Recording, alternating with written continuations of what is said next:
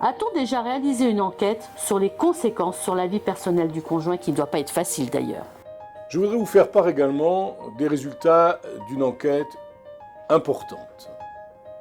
Dans cette enquête, l'un des buts était également de mettre à jour les besoins et les attentes pour aider à faire face à cette situation et fournir ainsi de l'information aux associations de patients.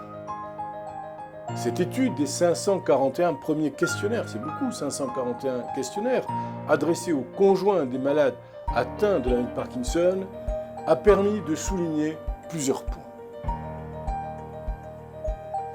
Pour commencer, la maladie de Parkinson a des conséquences importantes sur la vie personnelle du conjoint. 52% limitent les sorties du domicile sans le patient. 45% font chambre à part ou utilisent des lits jumeaux. 46% ont recours à une aide à domicile. 23% des répondants estiment que la maladie de Parkinson a contribué à une dégradation des relations au sein du couple.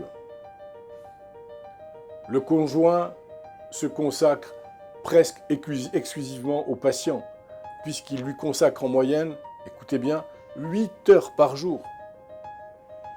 Un quart des conjoints investit même plus de 10 heures par jour de son temps à s'occuper du patient. C'est énorme, c'est considérable. Ce qui fait qu'un conjoint sur 5 n'a plus aucune activité sociale ou de loisirs. En moyenne, le conjoint s'accorde seulement 5 heures par semaine pour ses propres activités. 42% des conjoints ont recherché un soutien psychologique et presque un tiers des répondants a suivi un traitement pour faire face à la maladie de son conjoint. Parmi eux, 52% déclarent prendre des somnifères et 46% des antidépresseurs et 42% des calmants. L'incertitude sur l'évolution de la maladie de Parkinson, la crainte de tomber malade et la crainte de ne plus pouvoir assumer seul la maladie sont les principales préoccupations de l'aidant. Mais également la tristesse. 51% des répondants la citent.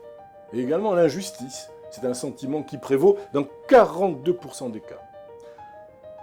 Ce sont des sentiments forts qui sont exprimés par les conjoints. Suivi également par le fatalisme, 21%, de la dévalorisation, 18%, de l'exclusion, 14%, et d'un sentiment d'abandon total pour 8% d'entre eux.